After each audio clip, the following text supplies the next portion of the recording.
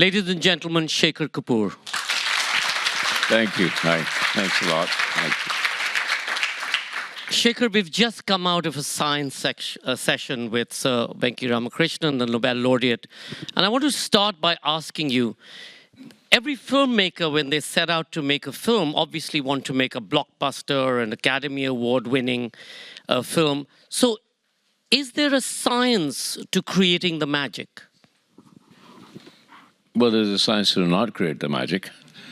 And the science to not create the magic is not make the film every character yourself. Every film that I've ever made, every character is me. And if I cannot find myself in the characters, I really don't know how to make a film. Whether it's writing a story or shooting or telling the actor what to do. How do you do that? Otherwise, it's all somewhere there on your surface. And I'm not a trained filmmaker. I never went to film school. I used to be a chartered accountant. And I just fell into making films. So maybe if I had gone to film school, I'm the chairman of one now, but maybe if I had gone to, I would know how to technically make films. But now all my films are just emotionally made. The fundamental driving force is your own emotion and your own idea of what you saw in your life. And then creating imaginary lives, but based on the life that you have seen. Everything that you imagine, somewhere, there's a provocation of something that you saw. So, and then you just create over that, like butter on toast, more jam. What was fascinating, how many of you have seen Bandit Queen, the movie? Oh my God. Wow. Shekhar, so in one of the interviews, you say that in making of the Bandit Queen, you had to actually dig deep and find the rapist in you to be able to tell this story. I think really when I did Bandit Queen, I was angry with myself because, you know, you remember in India when Puran Devi was around, she was always on the third page in a little picture. And then I went there and I actually saw what was going on and I actually looked at everything and I wondered myself, like, how do I make this film? And then I realized there was only one way to make it, is to blame myself. And to blame myself, because after all, I'm a Punjabi boy that carried this little burden of masculinity on my shoulders all the time. What were we taught? We were taught that you're the man, you know, you're the seducer, the girl is shy, and that's how girls are supposed to be. And I realized that's the result. And so I went out there to make a film about what rape really is, that it's not a sexual act. It's an act of absolute domination. And the only way I could make it is by understanding I'm the rapist, I'm also the raped. That's why we're so schizophrenic. And so really a large part of that, the anger of that film was directed right back at me. That's the only way I realized I could make that film. So there's a little story about me. My editor was Renu Saluja, who died, unfortunately. And when I used to go in the edit room, I would talk to her, and I said, now you cut it, but here's what I feel. And then she would hear me screaming and shouting in the other room. And then she said, what are you doing? And I said, well, I was very angry when I was making the film. Now, if you're going to cut it, how do I judge it unless I'm angry? So I would just get very angry and come out and say, Renu, that's not it, that's not what I meant, it's got to have more anger, more emotion. And she said, shut up, Shekhar, let me do my job. But you know, it was a film directed right back at myself. It was also about power, that you again explored power in Elizabeth, both Elizabeth I and the Golden Age, but you looked at power very differently there than you did in Bandit Queen. Well, Elizabeth was, it was really about the Virgin Queen, right? I remember. And I had a scene in that when I was filming where Elizabeth was in bed with her boyfriend, and some journalist must have got it. And the next day I saw on the Evening Standard, Indian director defiles our Virgin Queen. And I actually said, well, that's not, the film has to be, so the whole thing to me and to the writer, Michael Hurst, was, why did she have to declare herself a virgin to have power over men? Why? And so I found, well, that's still true. Why do women have to deny their sexuality, their sense of the feminine, to be powerful and amongst men? And I realized I have seen in my own life a person is exactly like that was Indira Gandhi. It was so similar, the stories. A girl put onto a throne and said, okay, we'll deal with it later. We don't know who to make the queen or the king right now. And who actually took over.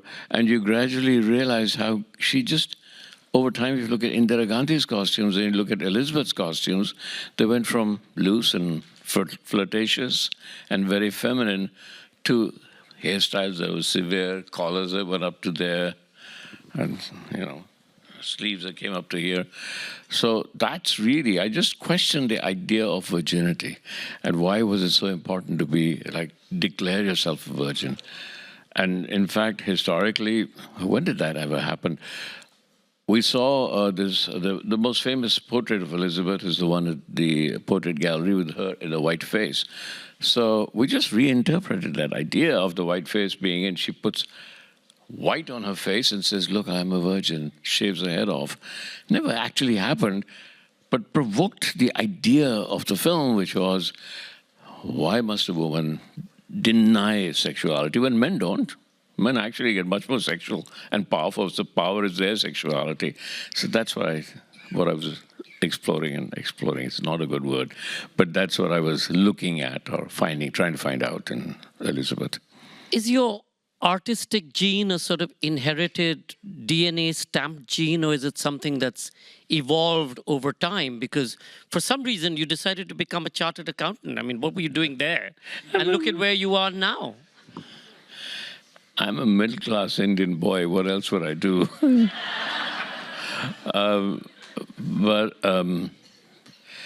You want an in-depth answer?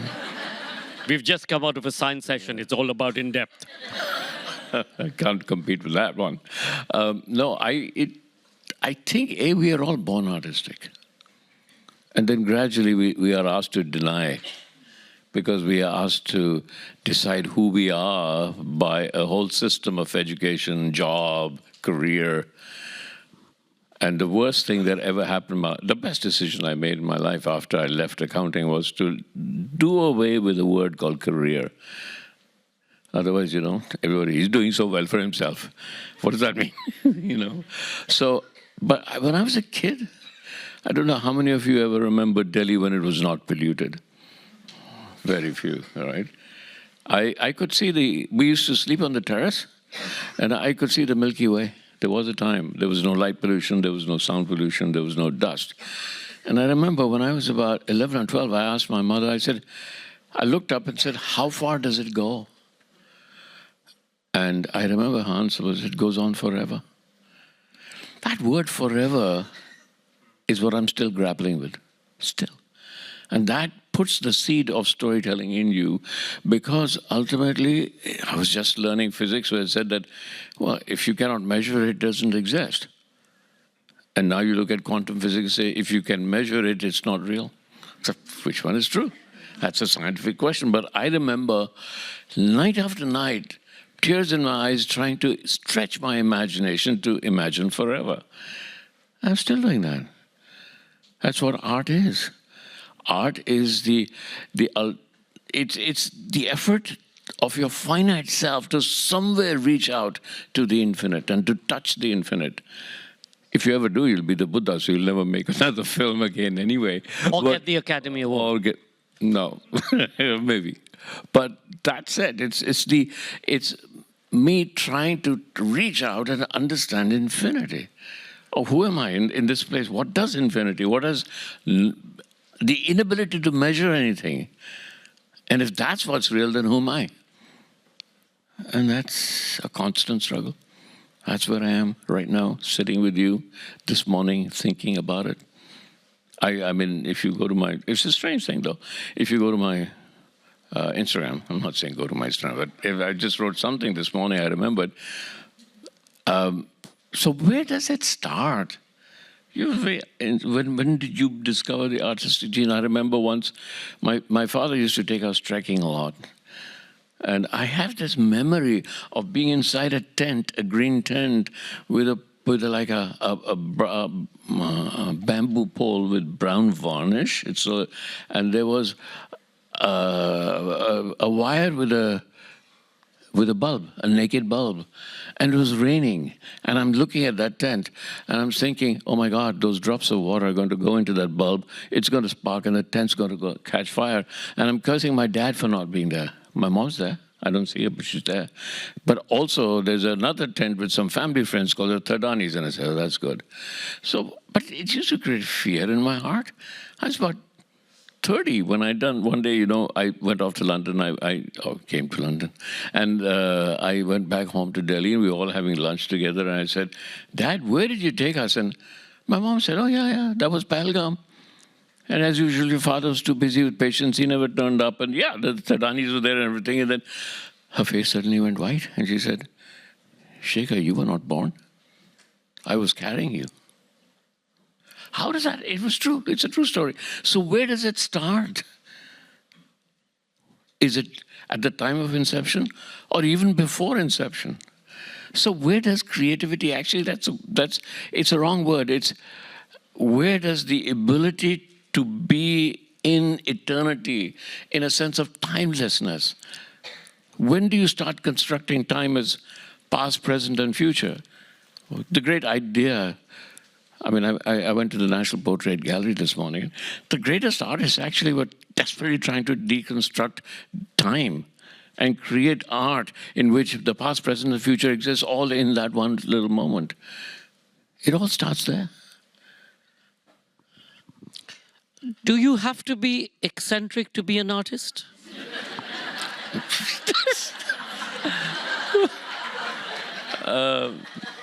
Yeah, if eccentric means if eccentric means constantly trying to jump out of the box of reasonableness, it's a coffin. The day you become reasonable, you're going into your own coffin. So if they're constantly hitting against that box, trying to be unreasonable, trying to find out that which is not reasonable, yeah, if that's eccentricity, then art is eccentric, right? You've had a really checkered sort of career in many ways. From accounting, you decided to go to advertising, and you were a model in between. You didn't want to be an actor, and Amitabh Bachchan, Mogambo, maybe not Amitabh Bachchan. I don't think I would have been a good actor. I do act now sometimes if it's a really good director. I give myself to them. It's not my responsibility. The shot's not good, that's your problem, not mine. But model was like, I was getting married, I needed money. Why else does anybody become a model? Right? So I just needed some cash, and somebody gave me a job, and I started to model. And I had a beard then, which I grew when I was in London, because I was 24. I started my own management consulting firm, and nobody would listen to me. So I grew a beard. I had a little baby face, stuck a pipe in my mouth, grew a beard, and said, "Now listen to me." And so I had that beard. And when they said, "Okay, you can model," I said, "Okay." I shaved my beard off, and they said, "No, we want your beard." So the beard grew, and therefore it's lasted now, 50 years. I've modeled with a beard. Money, pocket money. It's like... Money. London has been your home for, whatever, 3 decades or more. Yeah. And then recently you decided to up and leave and go back to the Middle East. What does London mean to you when you come back this time? It used to be the center of the arts world. In many ways, today it still is, competing with New York. Does it sort of revive you? Oh, yeah. Every time I touch down and I say, actually, I've come home. Even 2 days ago when I touched down and I drove back, because every bit of London has a story for me. Everywhere I go, there's a little bit of story, so it has to be home. Middle East was a chance. I'm always looking for adventure, and I was part of the creating of the Expo in Dubai. So I was on the board, so I went there, then I did a big show, and I liked the idea that I could be home in 3.5 hours. But I'm sure that'll change. I'm not sure where my next adventure will take me, but yeah, being an adventurer is also being a nomad, so... Being a nomad, being an adventurer. Your first film, Masoom, and how many have seen Masoom? Oh, look at that.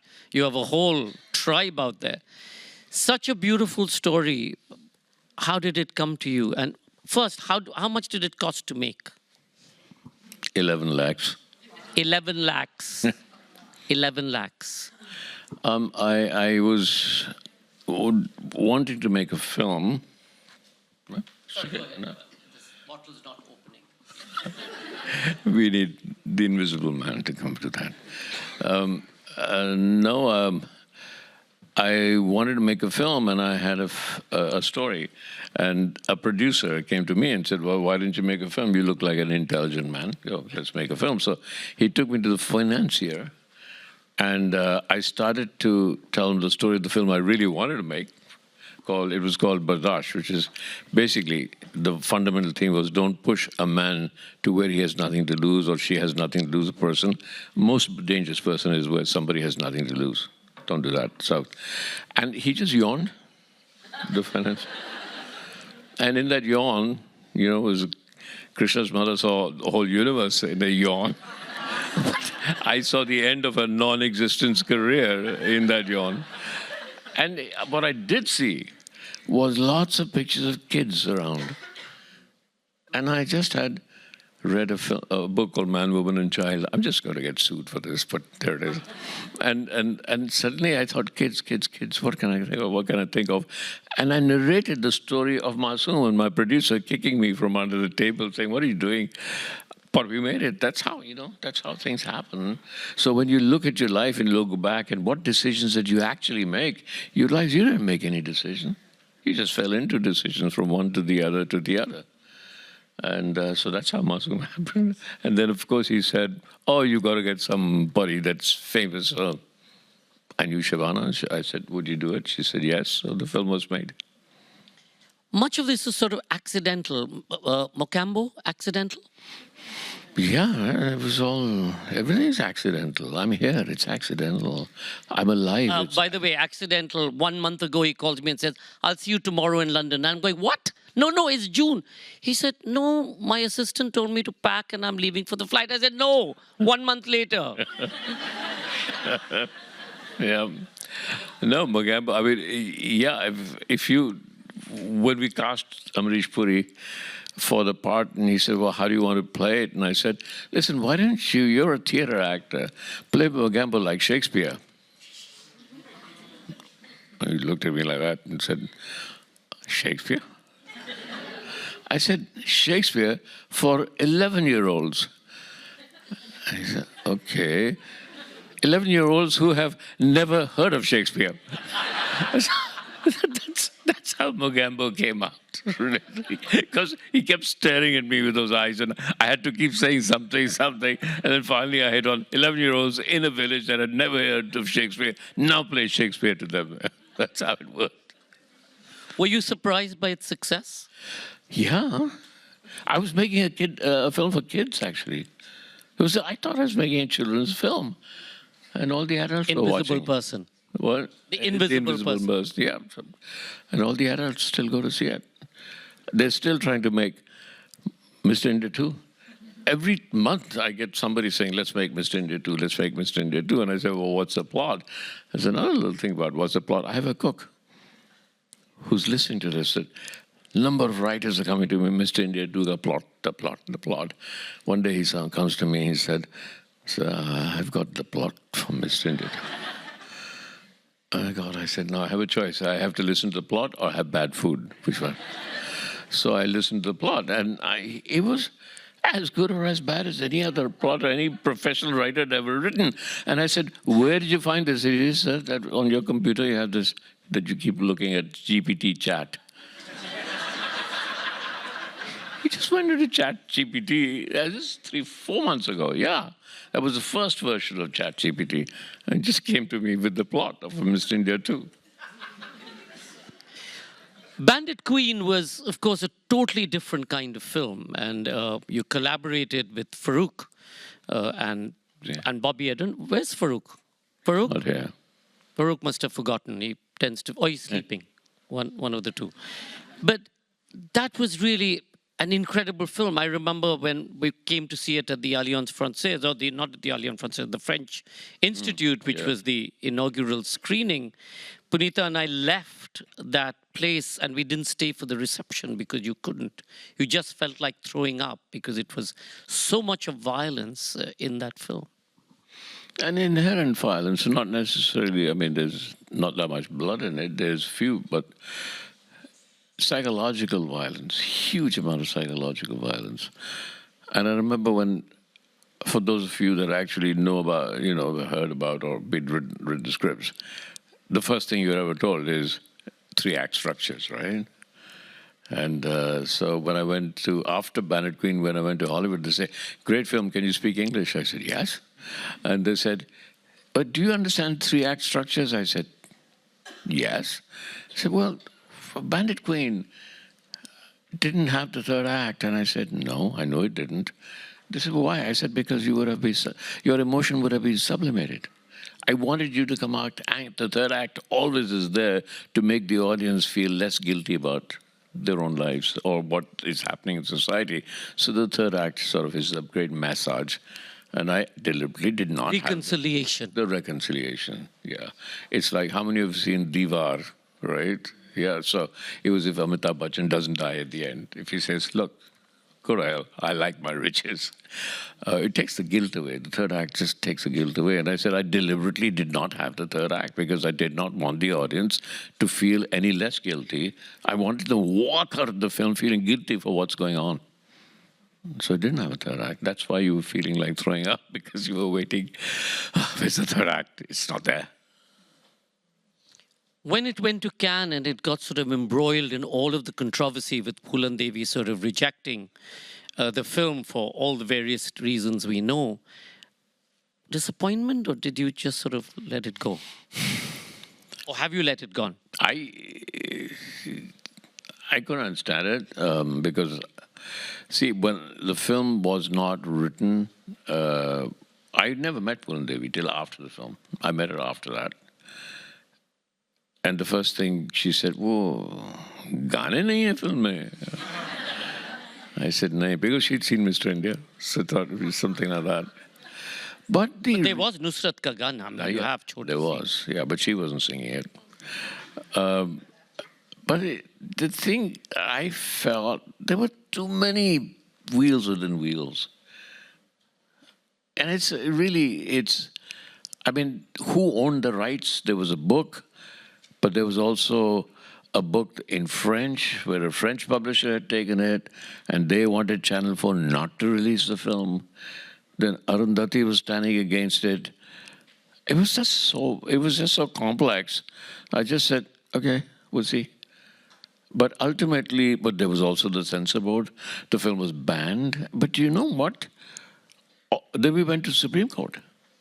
And do you know what? We went, and there is a clause in our, in our Constitution which says nothing can be considered pornography if it is there for the good of society. We won on that.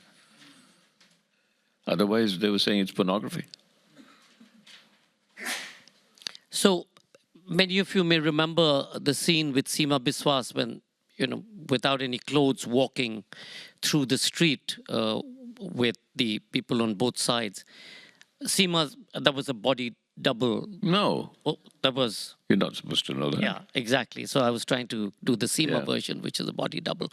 But when you shoot something like that, what do you have to do to be able to capture that moment, which was so extraordinary? Well, let me tell you why I did that. Because there's a difference between nudity and nakedness. What happened to her was nakedness. We filmmakers are very good at nudity. We make an art form out of it. And I was so sure that anything that I did should not be nude. It should be absolutely stark naked, because that was what was happening to her. But I wasn't even sure if I was going to have it stark naked. But when I was doing it, I had warned Seema, and she said, yeah, I'll do it. But I was sure when I got there she wouldn't, so I did have a body double ready. And then at one point when I was shooting it, I put on these machans all around the village so nobody could look in, and I could shoot the naked scenes. And at the last minute I said, well, that's cheating. So I asked for all the machans to be removed. I asked the villagers, can you please send all your women and children inside? So all the cuts that you see are cut later. Because I'm going to do something that you might get very upset with, but I have to do it. And as soon as my crew realized that I was going to take Machan off, they thought we were going to be lynched because it was a high caste village. But then I shot it, and my crew ran away. But we shot it, and then we just packed up, and I went to apologize to the head, the village head, and he said, "वो ठीक है साहब, ऐसा कुछ नहीं, दूसरे गांव में ऐसा ही हुआ था अभी." It just happened. Same thing happened in another village, so it was fine. But no, I did not plan to make it so public. I made it ultimately. Yeah. One of the things that you've said often is that when you get to the set, you don't necessarily know what exactly you want or what you're doing. So how does that point emerge? How does the scene unfold? Or does it vary from day to day or scene to scene? If art is exciting, if filmmaking is exciting, if what we do, if a painter knows exactly what he's going to paint, then why would he paint? If I knew exactly what I was going to shoot, then I'm just a guy. My DOP can do it, my cameraman can do it. But I plan like a general going to war, because you never know. Because, I mean, if you didn't show Four Feathers, I had every day 200 camels, 300 horses, 1,000 extras every day. But so you have to plan. You can't just take that, you're spending $1 million of somebody else's money every day. You have to plan. But you've planned for everything, but you've not planned for the moment. Life happens in the moment, at that moment. Art is ultimately happening in the moment, at that moment.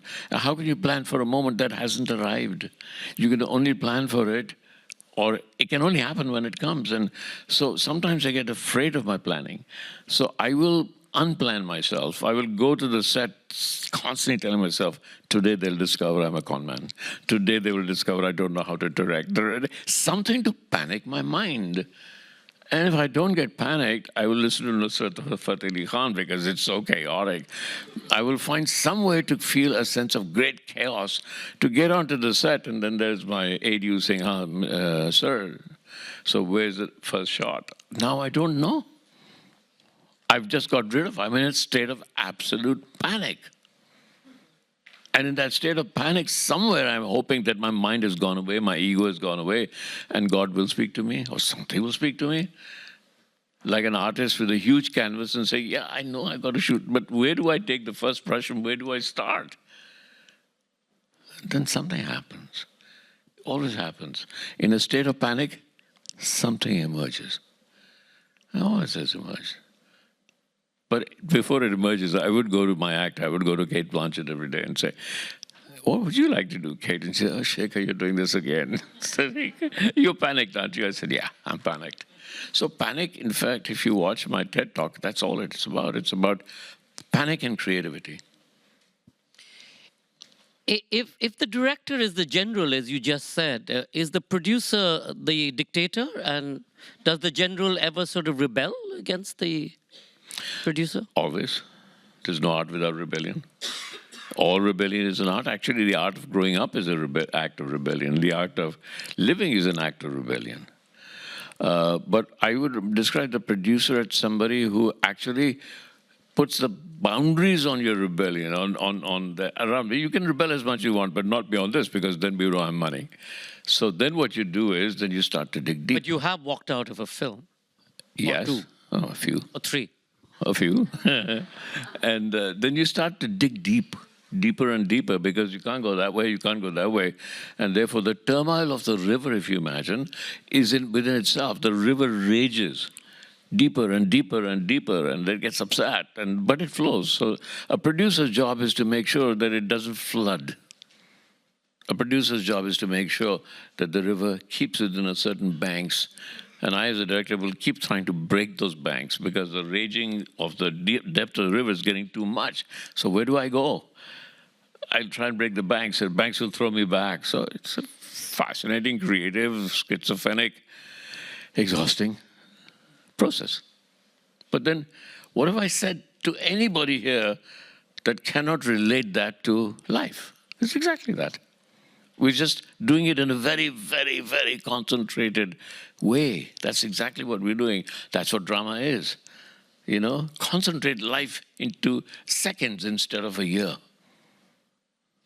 I actually have an exciting job, I just realized. It's a good job. Yeah. Elizabeth, a very white film made by a very brown boy. Cultural appropriation? Yeah, you can say. One incident, I wanted Richard Attenborough in it. And I said, so I called him and I said, I'd like you to play Cecil. And he said, okay. And then working title called him, and then he called me and said, darling boy, I get one day I earn more than they're offering me for the whole film. I can't do that. And I said, Richard, we pulled out all the stops in India for you to make Gandhi. We gave you everything, and I actually did a part for nothing in it. Did you, my darling boy? He said, yes. And I said, yes. And I said, okay, so that's how we did it. Yeah, I was surprised. I tried to get out of it because I was jobless. I'd gone to LA and I had no job. I was waiting for a year. And then suddenly somebody offered me Elizabeth. And I didn't know what to do with it. I had no idea. I mean, the worst thing, I did not know about Elizabeth. I do not like historicals. It's something called the costume drama. So I remember Tim Bevan, who's the biggest producer here and in Europe, he had offered it to me. And I said, Tim, I know I said yes, but I can't do it. He said, and there I have no money in my pocket, sitting in Los Angeles, wondering how I'll ever get home. And he said, well, why? I said, because I don't like costume drama. And he said, well, I've seen Bandit Queen. That's exactly why I want you to do it. And I said, but I don't like British films. And he said, neither do I. I haven't seen a British film, a good one, for a long time. And he said, neither have I. And I said, well, actually, the only good British film I've seen for a long time is Danny Boyle's Trainspotting. And he said, absolutely, that's a great film. And I said, can I make the Trainspotting version of Elizabeth? He said, yes. So that's what you saw. And version 2? Golden Age? The Golden Age came out because it was so successful that they said you have to make it another one. I did not. So actually, there should be a version 3, because what Elizabeth was also about was the idea of divinity, right? How do you consider yourself divine and be mortal at the same time? It is conflict between mortality and divinity. That's why in the second film, that whole scene where she's getting very guilty, she ordered the killing of Mary and kept denying that she ordered it. Signed the paper. Yeah, she signed the paper. And then she was going through this trauma, because if she's divine, then so was Mary. So how could one divine person say, no, that's God-given? How could she go to somebody else? But so the conflict between divinity and mortality is a big conflict. And so the third one that I want to make is when Kate is old enough to do it, is because Elizabeth did actually she would not sit down. She would not lie down because she thought that she would die. And that was the conflict. I am divine, how can I die? It's a very fascinating conflict. You see it in a lot of politicians. We've seen it recently. They assume divinity. Anointed. But Elizabeth, like Masoom, and in some ways Bandit Queen, but also your most recent film, is also about love. Everything's about love. But you haven't been very successful with love yourself. No. No. I've been not very successful at containing it. I've been very successful in love. And love is the nature of the universe. Love is everything. But it's what I've not been successful at is containing it to singular love. right? So it just flows. Love is a flow, like water. Water is flow. Love is flow. But it's there all the time. We're born in the womb of love. We live in the womb of love. We try and destroy it. But the existence in itself is the existence of the womb of love. Oh, I hope every girl is listening to me right now. Like, Your most recent film, I don't know how many of you've seen. Okay, not as many as Bandit Queen and Mr. India, etc. give it time, yeah. Yeah, yeah. Again, a film in the making, right? I mean, it took some time to be created, and there were differences in while you were creating it. It was my first rom-com. And I was quite, I don't think anybody was quite sure what Shekhar Kapoor is doing there, because I would say that's not a joke. It's not really. And so I gradually shifted it to where I feel comfortable, was emotion.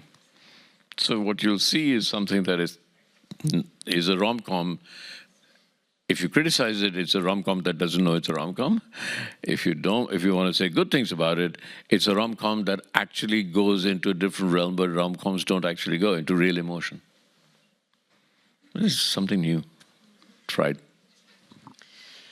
You created a most magnificent opening at the Dubai Expo. You had hundreds of artists. You had aerial, and you had trapeze, and you had this brilliant visual thing that was going up all around you. That was exciting because it wasn't a producer per se. You could just order up things. Indulgence. It was huge indulgence, and somebody paid for it. So why not? But we created something quite amazing. And I promised them at the end of it, kids will be dancing, adults will be crying, but everybody will applaud. And that's exactly what happened. It was, I was very lucky to find somebody that was willing to put as much money that went into it. Unfortunately, I can't replicate that because the venue in which it was 8 stories high, and we were projecting 8 stories and dancing and creating theater at the top. So it was, I won't find that venue again. It was like a big, huge sphere in which we did that.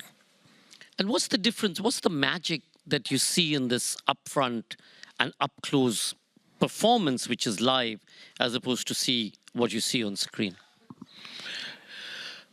Up close, up personal. You see, there is no greater architecture, there is no greater landscape than the human face. Because when we are kids, that's how we respond. We were watching somebody else's face, and these strange adult faces go like that. But gradually, kids are watching that, and you get gradually to know and to learn to respond emotionally to the human face, to the human eye. The child is watching very carefully.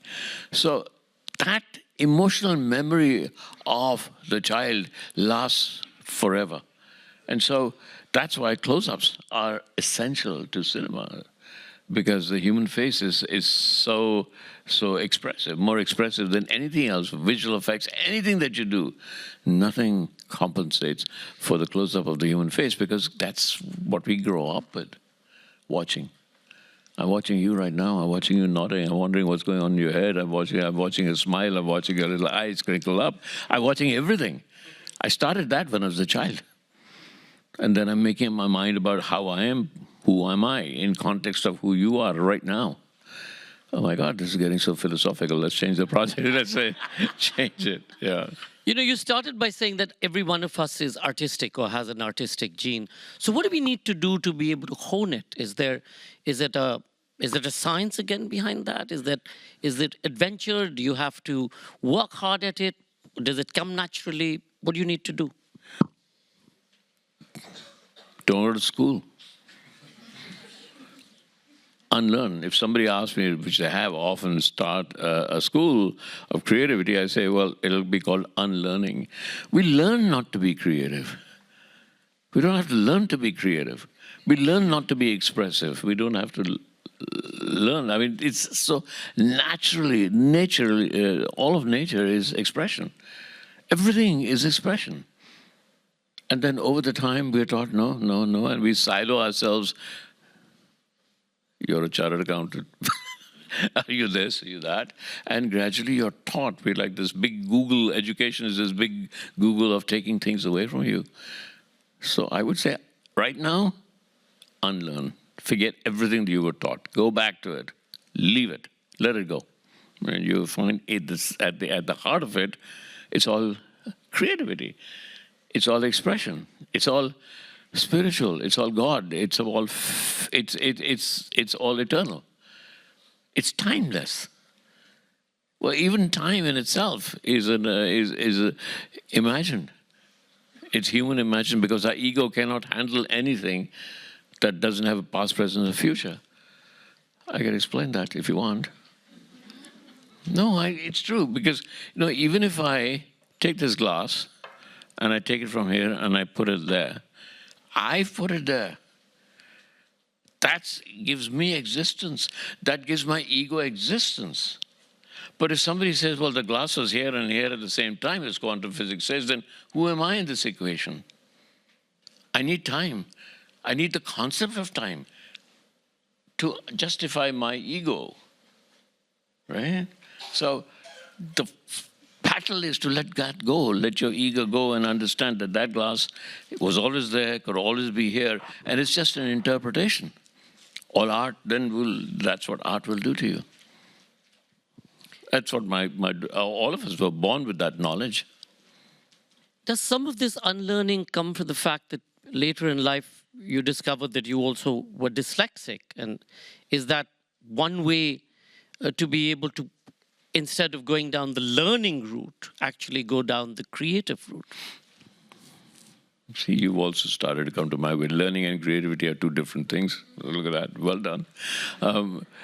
No, my daughter told me, Dad, I'm dyslexic. And her mom said, don't listen to her. All school children say they're dyslexic because they get another extra hour to do their papers. So she said, okay, Dad, let's go to the net. And we tested ourselves. And of course, she was a little dyslexic. I was completely dyslexic. And I was like, all my life I thought I was irresponsible. I'm not. I'm dyslexic. There will be. They're like, when I work with, I'm very well known here not to be able to study schedules. They give you a big schedule. You got to achieve this. You got to achieve this. You got to achieve this. And the line producers that know me very well, they say, Shekhar will never read the schedule.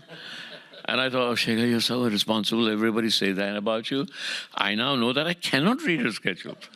I now know that I cannot read my tax papers. I know that I don't know how I became a chartered accountant because I can't read from one line to another. I'm dyslexic, right? But so dyslexic, so you do compensate, but then you discover that part of life that is out of the box. In the attempt to compensate for my dyslexia, I had to go beyond being normal. I'm abnormal. And I realized I loved being abnormal. He revels in it. He revels in it. I'm going to open it up to questions in a second. But before I come to that, Shekhar, Pani, your passion project. I know. How many of you are actually in the private equity business? How many of you have money? Just raise your hand. Well, come on. I'm Shekhar Kapur. I'm this big director. Somebody must have money. See what I mean? No, Pani is this something I wrote 20 years ago about a city that divides itself into two cities. And the upper city sucks up all the water. And drip feeds the lower city. They take up all the water. And the equation is very simple.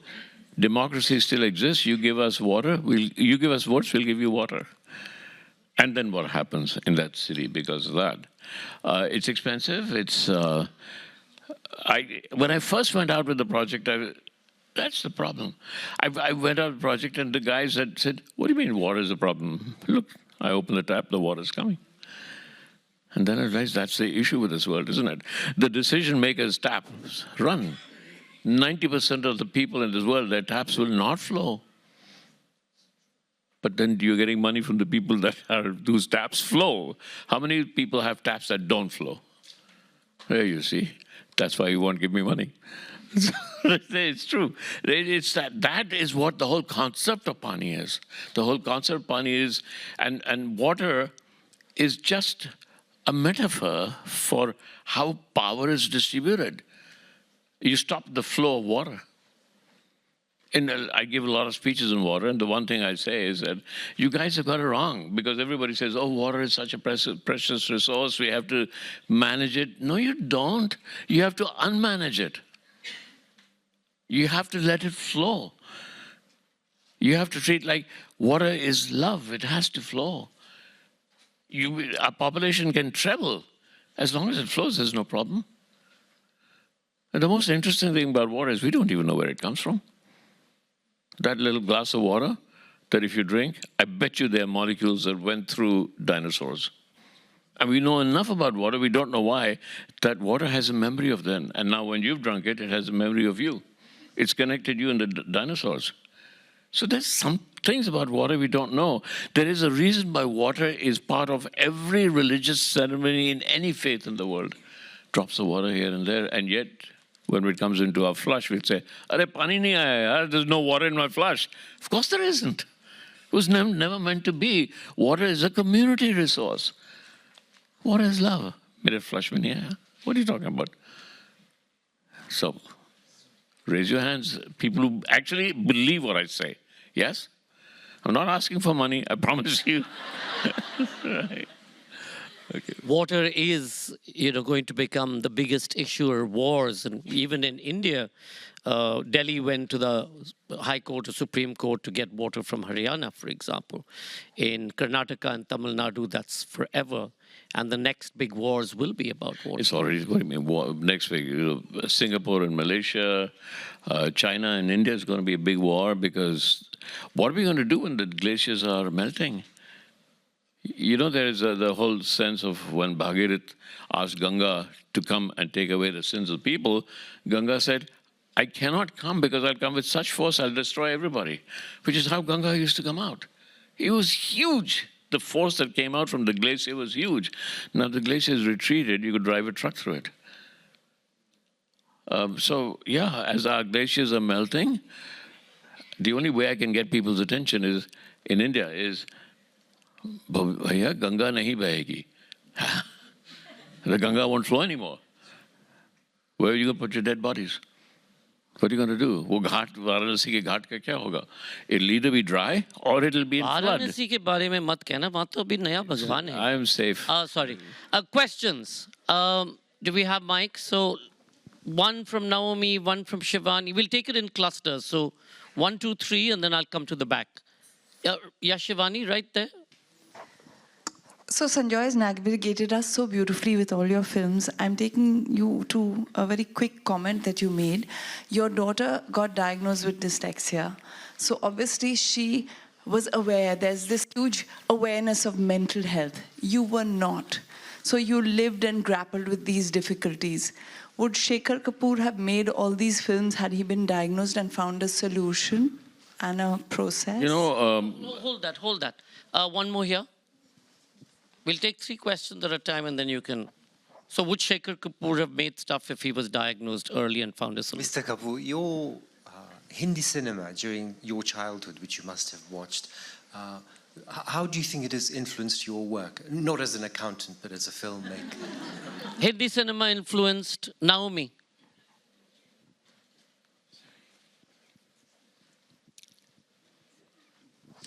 Thank you both for a wonderful, wonderful session. I came from the chartered accountancy stables as well, Really? And like you, I escaped. My question regards the great Rabindranath Tagore. He's one of my great passions. I feel he's hugely under-recognized in India, even in Bengal, that I regard him as one of the most myriad-minded geniuses ever to walk the planet. Virtually no field of human endeavor he was not involved in and excelled at. And as your particular field of expertise is cinema, I'd be interested in your views on his contribution to Indian cinema, please. So Tagore in cinema, influence, Hindi cinema influence, and if you knew and diagnosed and found a solution, would you be you? There is so much more to explore about Tagore in cinema, and I'm amazed that we haven't done it. right? So that's an easy question. We have to do it. Influence of Hindi cinema, it's a tough one, because Hindi cinema, when people say, oh, you're so melodramatic, I said, no, we're mythic. That's the influences. We lead the East. In the East, we lead mythic lives. We see everything as melodrama, or as a mythic event, what the West sees as melodrama. If we go to a funeral, we don't cry. There are Rudalis who are coming that make us cry. Whereas there's a funeral here, it's very stoic, you don't cry. So with different cultures that way. We see falling in love as mythic, we see betrayal as mythic, we see death. Everything is a mythic happening. And therefore it's highly melodramatic. And if you ever look at Elizabeth again, tell me, it's a very highly melodramatic film. It is very highly, because I told the actors, you don't be melodramatic, but for God's sake, let me be melodramatic. So that's the influence of Hindi cinema that I brought to the West, is the melodrama and the unabashed quality of mythology.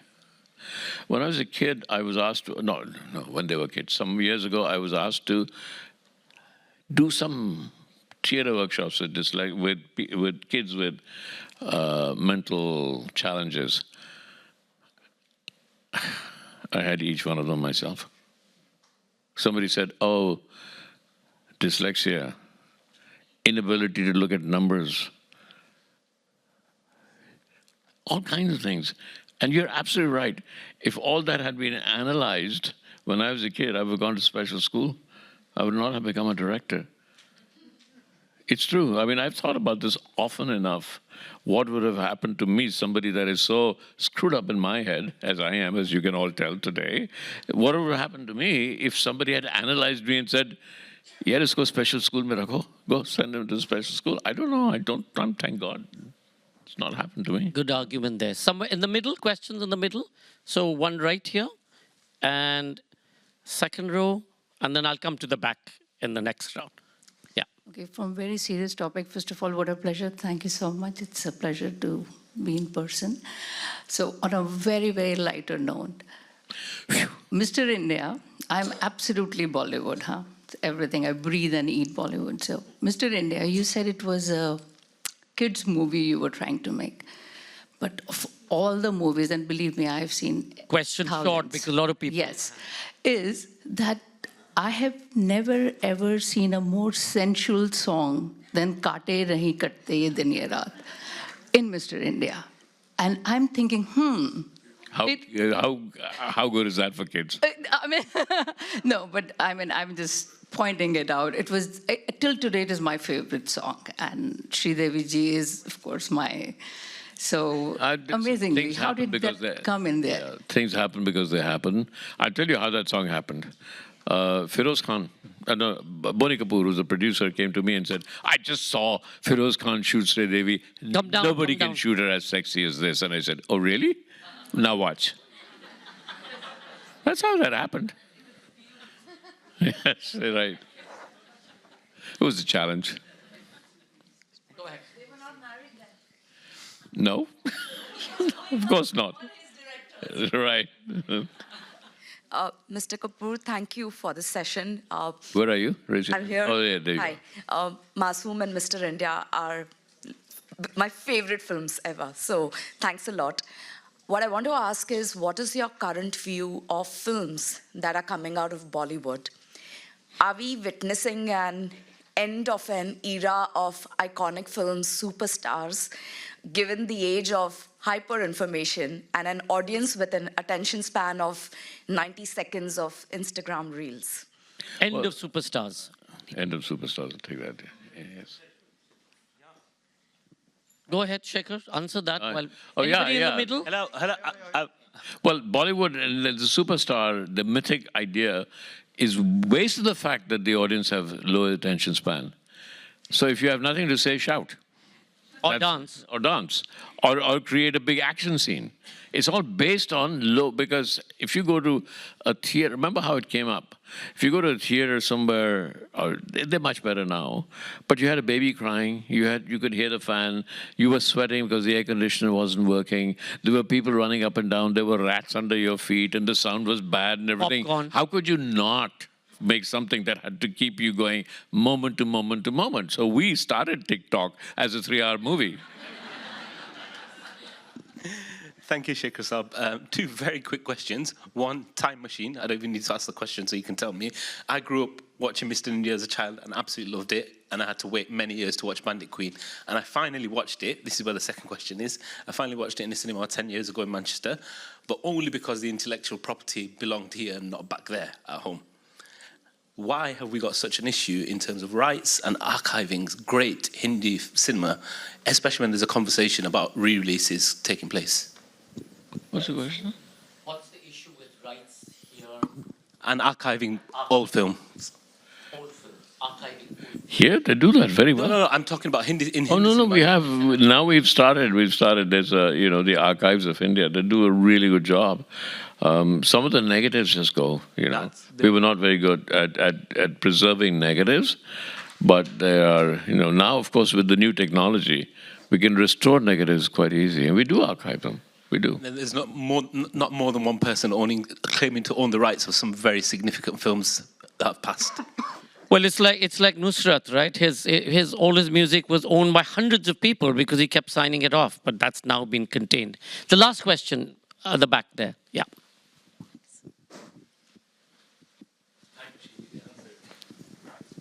Hello there. Thank you very much for this. It sounded like when you started you were quite young and empty and unsure.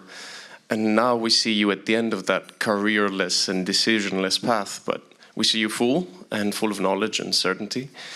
So for anyone at any age or career path, when they find themselves, whether it be found with that label, where they would wish they wouldn't have that label, and basically in that point where you find yourself that you should listen, but at the same time you want to rebel.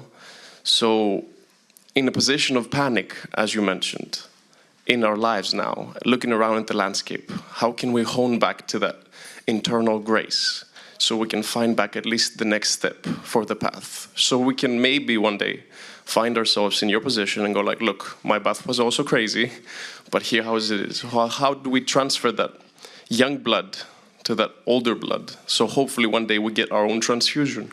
Listen, I can tell you, if you ask me, the three most important words of creativity are, I don't know. I don't know. And that's what you have to hang on to. The day you say, I know, your career is over, you'll make boring films. It's just a constant idea of not knowing, not knowing, not knowing, not knowing. Therefore, constantly in a sense of wonder.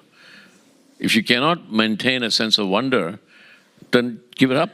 You go, die. What else is there then? If there's no sense. Time up, sense of wonder. Okay. Constant sense of wonder, Shekhar Kapoor. Thank you.